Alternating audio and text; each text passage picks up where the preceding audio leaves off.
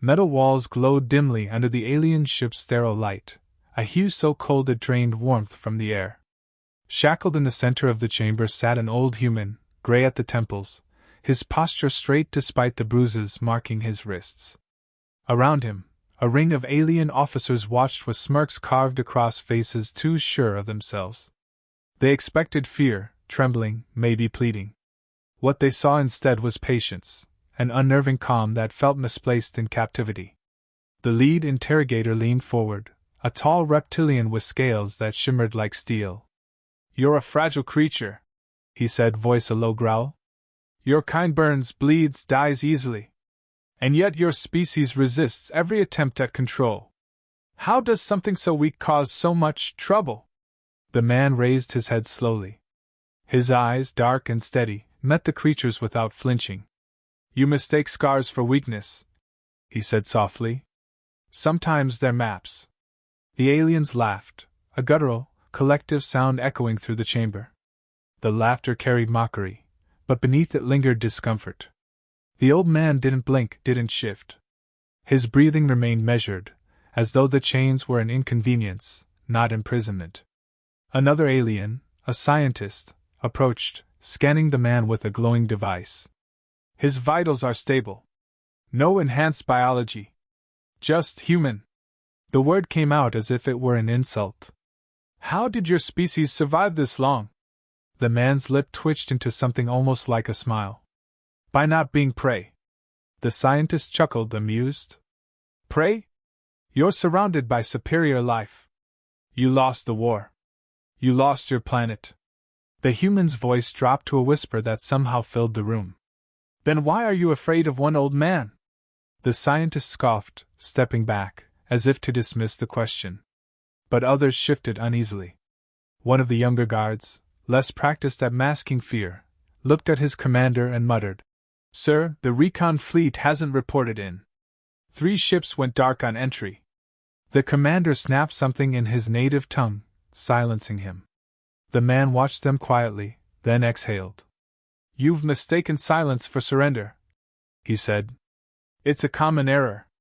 The interrogator circled him, talons clicking against the metal floor. "You think you're dangerous?" he hissed. "You think your kind matters?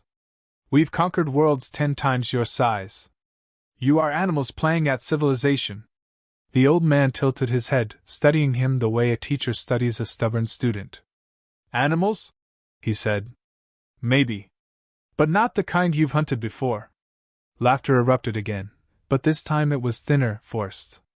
The old man's words didn't carry defiance, they carried certainty. He wasn't bluffing. He wasn't even trying to persuade. He was simply stating something, like gravity or death. The commander leaned closer, his breath hot and foul. "Tell me, old one. What are you then, if not prey?" The man's gaze drifted to the mirror-like wall where alien faces reflected. "You call yourselves predators," he said slowly. "You stalk, you kill, you dominate. But where I come from, predators were our teachers. We studied them, learned their tricks, and then—" He paused, eyes cold. "We surpassed them." The laughter stopped entirely this time. He continued, voice measured, almost reflective. "Every creature that ever hunted us, fangs, claws, poison, speed, we adapted to all of them. We learned to hide, to strike, to endure. You evolved to hunt. We evolved to win." A faint hum filled the room. The alien technician frowned at his console, tapping furiously. "Commander, there's interference." "Something's—" "Silence him," the commander barked. "Continue the scan." But the old man was watching the screen with mild amusement. "You feel it, don't you?" he said softly. "That itch in your nerves. The one that says something's wrong. That's your instincts remembering what real danger feels like." The interrogator snarled. "Enough of your games." The man finally looked up fully, meeting every gaze in the room. His voice no longer whispered, it carried with quiet finality. "You think you've captured a human. But you've only cornered a species that spent its entire history surviving worse than you." The words hung heavy, absorbed by the metallic stillness. No one moved. Even the vents seemed to stop breathing. A single red light flickered on one of the monitors, an emergency signal from orbit, blinking faster each second. The technician opened his mouth to speak, but the old man beat him to it, tone calm as still water. That's the sound of your arrogance ending. He leaned back, the faintest smile curling across his lips. You call yourselves predators, he repeated, eyes glinting like obsidian under the sterile light. But he paused, letting silence sharpen the edge of his words. We are apex predators. And for the first time, the aliens didn't laugh. The silence that followed was thick enough to choke on. Every alien in the chamber felt it, the shift in air, the weight pressing against instinct. The commander straightened, trying to reassert control, but his tail flicked with irritation. Enough, he barked. Begin the deep scan. I want every neural pattern, every chemical signal from this creature analyzed. The scientist nodded, though his hands trembled. The scanner lit the room in a sterile blue glow, humming louder as it passed over the human skull. Numbers and glyphs flooded the screens, data that made no sense. Commander, the scientist whispered. His neural activity, it's off the scale. It's as if he's not restrained at all. The old man watched their confusion with a faint smirk. You're measuring instinct, he said. You can't quantify what you don't understand. The scientist sneered, forcing confidence back into his tone. We understand fear, human. It's universal. The man's gaze hardened. You understand reaction. Fear, in our kind, became strategy. It's why you're standing here now instead of us. The commander slammed his fist on the console. You think you're clever. You think words can save you? The man didn't flinch. Words built civilizations. But when words failed, we built weapons. You wouldn't know the difference. The alien hissed and turned away, pacing. One of his subordinates muttered. Commander, more signals from orbit, unknown sources, unregistered drive signatures. The commander snarled. Ignore them. Human bluff tactics. The old man's expression barely changed, but there was a hint of satisfaction behind the calm. You believe everything is a tactic because you've never met a species that fights for survival, not dominance. You hunt because it feeds your empire. We hunt because extinction taught us to. His voice lowered, almost reverent. Predators like you take what's easy. Apex predators wait, study, strike once. An uneasy ripple passed through the room. The scientist tried to mask his fear with logic. If your kind were so powerful, we'd see your fleets. The man's eyes flickered with quiet amusement. You don't see the wind before the storm either. He leaned forward slightly, the chains creaking. Tell me, do your kind have nightmares? The commander scoffed. Dreams are for prey. The old man smiled faintly. That's what the lions once said. The chamber dimmed suddenly. Lights flickered. The technician at the console swore in his native tongue. Interference across all frequencies. Electromagnetic surge from orbit. The commander snapped. Backup power, now! But even before they reacted, the man spoke again, voice calm and deliberate. You've spent centuries conquering weaker worlds, but every step forward built your arrogance higher. You forgot something essential. The food chain never ends, it just changes direction. A soft alarm began to pulse, deep and rhythmic, echoing through the ship like a heartbeat. The scientist turned pale as readings flooded the monitor. Commander, we're being scanned. Not by us, something outside. The old man's gaze remained steady. That would be them, he said. They don't like when someone plays with their elders. The commander lunged toward him, furious. What did you do? The man didn't move. You called me prey, he said simply. I called for predators. The aliens froze. On the outer hull, vibrations hummed through the deck plates. Low, deliberate, controlled. Not explosions, but motion. Something vast moving just beyond sensor range. The technician shouted. They're invisible to radar, no emission signature. The commander turned sharply toward the prisoner. Who are you? The man exhaled slowly, eyes half closed, as if recalling a memory older than the stars around them. I'm no one important, he said quietly. Just someone who remembers what it took for us to climb from prey to apex. Every claw that tore us, every beast that hunted us, we learned from them all. You learned conquest. We learned endurance. That's the difference. He leaned his head back against the chair, unbothered by the chaos unfolding. You thought you'd captured a relic, he murmured. You caught a warning. The alarms grew louder, echoing through the chamber like the roar of something ancient and unstoppable. The commander barked orders, but his voice cracked under pressure. The man's final words cut through the noise like a whisper in a storm. You wanted to know how we survived? He said, eyes fixed on the trembling aliens. By making sure nothing like you ever would again. And then the ship trembled, as if something massive had arrived in silence. The floor quaked beneath their feet, a deep vibration that didn't sound like impact, it sounded alive. The old man sat motionless, his expression unreadable as the aliens scrambled to understand what was happening. The commander barked frantic orders, claws tapping on his console. Shields up! Identify the intruder! The technician stammered. There's nothing visible, sir. Just blank space, like the void itself is moving. Panic cracked through the disciplined formation of soldiers. The old man watched quietly, his eyes reflecting the flashing red lights. You've never fought something that doesn't want to be seen, have you? He murmured. The commander spun toward him.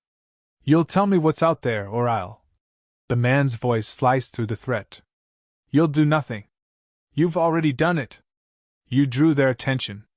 The scientist shook his head, muttering in disbelief. We destroyed their fleet weeks ago. We broadcast their surrender. The man finally looked up, voice low. We don't surrender. We vanish. Then we return when you've stopped looking.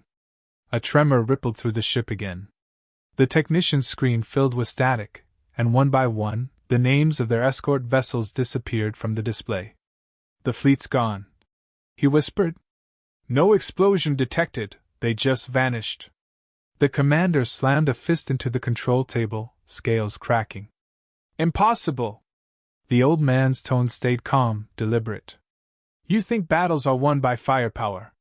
Humans learned long ago that survival is about patience and precision. You strike once, where it matters most. The commander hissed, struggling to maintain control of the fear spreading through the ranks. Your kind are savages, not tacticians. The man's gaze hardened. Savages don't build empires that outlive extinction. You call it savagery because you don't understand discipline. We're not violent by instinct, we're efficient by necessity. He leaned forward, chains clinking softly. Every generation before mine learned the same truth. The universe doesn't reward strength, it rewards persistence. And persistence is what kills predators like you. The scientist's console beeped again, a deep warning tone. They're in the system, he said, voice trembling.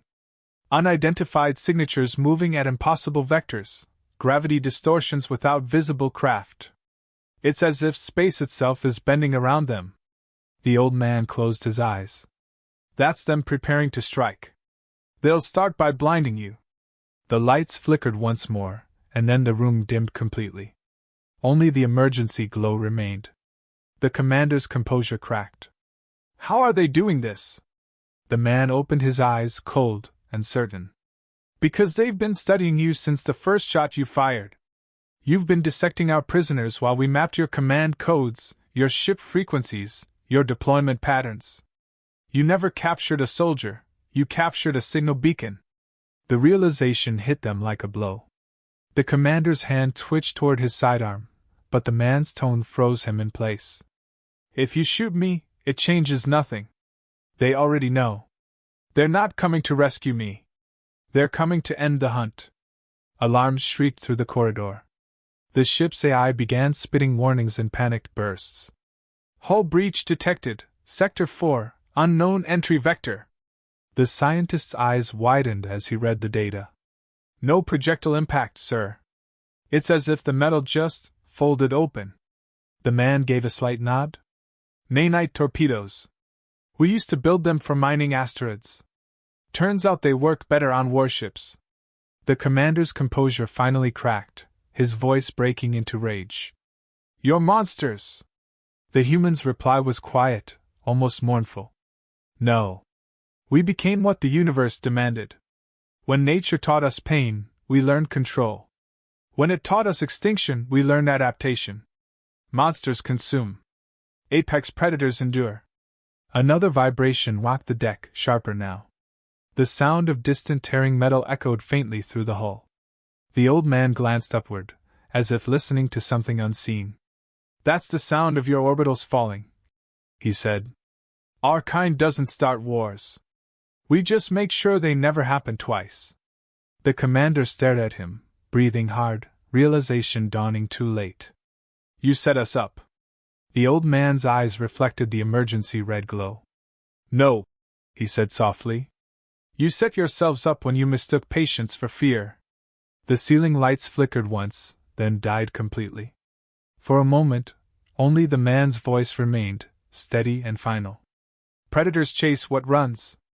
Apex predators wait until the chase is over." Then, from the void outside, a silent shockwave rippled through the black. Every alien in that chamber felt it in their bones, the moment the hunters realized they had been the hunted all along. The first explosion came without sound, just a ripple in the air that made the walls shiver. Then another followed, closer, shaking dust from the ceiling. The alien crew froze as the chamber lights flared crimson. The commander shouted orders, his voice breaking through static-filled alarms. "All units to defense positions!" But even before the words left his mouth, the ship lurched violently. Gravity flickered, then realigned, throwing several officers to the floor. The old man didn't move. He simply raised his head and whispered, "They're inside already." Panic fractured the chain of command. Technicians screamed for data, but the screens showed only interference and a symbol none of them recognized, a rotating insignia that burned like a warning. The scientist's hands shook. "It's human code," he stammered. "They've infiltrated our systems." The commander snarled, clawing at the console. "Shut it down!" The old man watched with quiet detachment. "You can't. They don't shut down systems, they rewrite them." The deck trembled again. Metal groaned. A deep hum rolled through the hull like thunder trapped underwater. The commander looked toward the ceiling, voice breaking. "What is that sound?" The man's tone was almost gentle. "That's them charging their rail guns. You won't hear the shot that ends you." Outside, far beyond the alien viewports, the black of space shimmered. Shapes emerged where there should have been none, massive vessels cloaked in darkness, built for silence and precision. They moved like shadows with purpose, erasing signals, severing networks, unmaking an empire piece by piece. The alien sensors screamed warnings, unable to comprehend what they were witnessing. Inside the chamber, the old man finally stood. His restraints slid open with a faint hiss, released remotely. He rolled his shoulders slowly, as if waking from sleep. "We don't conquer worlds," he said quietly. "We correct mistakes." The commander drew his weapon and aimed it at the man's head. "Tell them to stop! You'll die with us!" The man smiled faintly, that same calm that terrified them from the beginning. "You still don't understand. I'm not their leader. I'm their reminder." The scientist stumbled toward the exit, screaming for escape pods, but the doors refused to open. The man's voice followed him. "Those doors are sealed by your own encryption. We've been using your codes longer than you have." The hull shuddered violently. A massive impact rippled through the structure. The lights flickered, then dimmed to the rhythm of dying systems. The commander's communicator crackled with broken voices, desperate shouts from other ships, all repeating the same message. "They're in the vents, they're in the engines, we can't see them." The old man walked toward the viewing port. Beyond it, streaks of blue light sliced across the void, silent, precise railgun fire tearing through alien warships like tissue. No explosions, no grand spectacle, just disintegration, matter reduced to dust by kinetic force. "You thought strength meant domination," he said, voice calm as the universe outside imploded. "We learned strength meant survival. You hunt to feed. We hunt to end the threat." A console burst into sparks. The scientist collapsed, clutching a wound, gasping. The man didn't even glance back. His eyes stayed on the stars. "Every predator meets something it can't kill," he said. "For you, it's us." Another impact rocked the chamber. The commander's weapon slipped from his clawed hand. He sank to his knees, eyes wild with disbelief. "Why?" he croaked. "Why destroy us?" The human's voice lowered to a whisper. "Because you came to our colonies and called it conquest. You took children and called it victory. You turned survival into sport. We're simply closing the circle." He stepped closer, meeting the alien's gaze. "You're not the first empire that believed it ruled the food chain. You won't be the last to learn otherwise." A dull roar echoed as another alien dreadnought split apart in orbit. The tremors reached the chamber, shaking loose panels from the ceiling. The man stood amidst the chaos, unmoving. "This is mercy," he said quietly. "It's cleaner than what came before." The commander whispered, voice fading. "What are you?" The old man turned, his expression unreadable. "We're the outcome of every hunt that went too far." As the final surge hit, the chamber walls began to dissolve under invisible pressure. The old man's voice, calm and unhurried, lingered as the systems failed. "Predators killed to survive. Apex predators survived to remind them why." And then the void swallowed the rest. The silence that followed the destruction felt unnatural. No alarms, no screams, no motion, only the faint hum of cooling metal. The ship hung lifeless in orbit, its hull scarred and fractured. Through the broken viewport, the old man stood watching fragments of alien vessels drift into the void. Each piece shimmered briefly before vanishing into the dark, erased by the vacuum's indifference. His face was calm, not triumphant. There was no victory here, only inevitability. Footsteps echoed behind him as human operatives in matte armor emerged from the smoke. Their visors reflected the cold glow of the dying ship. One of them stopped beside the old man and saluted. "Extraction complete, sir. All hostile signatures neutralized. Orbit secure." He nodded, gaze still on the wreckage. "Neutralized," he repeated softly, the word heavy rather than proud. "Funny how we keep calling it that. As if survival were something clean." The soldier hesitated, unsure whether to respond. The old man turned slowly, his voice lower now, almost weary. "Do they ever learn?" The soldier shook his head. "They all believe they're different. Until they see what happens when they push too far." The man's eyes darkened. "They always think humans are the anomaly, fragile, sentimental, divided. They never understand that fragility taught us everything worth knowing." He walked toward the exit, passing bodies frozen mid-motion, the aftermath of a war decided in minutes.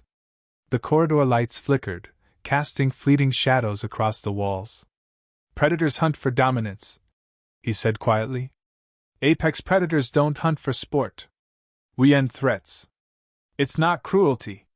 It's correction." They reached the docking platform, where a transport waited, its engines whispering in the darkness. The man paused before boarding and looked out through the shattered hangar doors.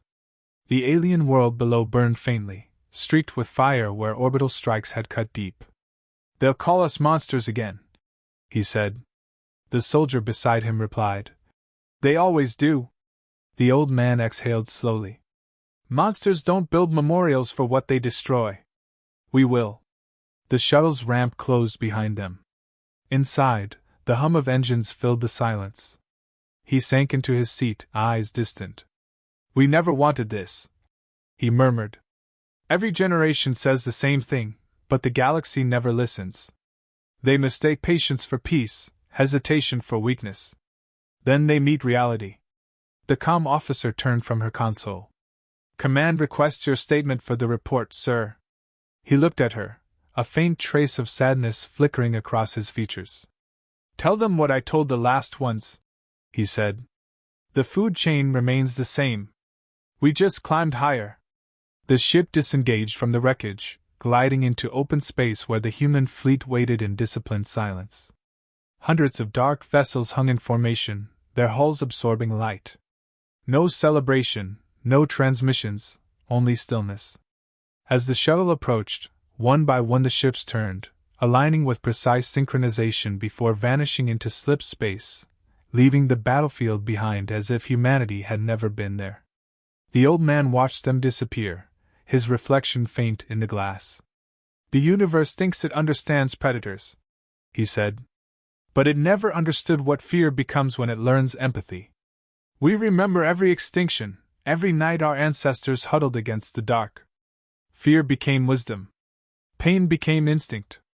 And that's what they never evolved to face." He stood as the stars stretched into motion. "The Council will hear about this," the officer said quietly. "They'll know what happened." The man's reply was almost a whisper. "Good. Maybe next time, they'll remember before they laugh." Outside, the last fragments of the alien fleet turned to dust, scattered among the stars. The old man's voice carried softly through the hum of the engines. "We don't seek conquest. We seek silence. And when the predators are gone, silence is what remains." He closed his eyes as the ship entered the void, his words the final echo of a species no longer underestimated. "We are not monsters," he said. "We are what monsters fear.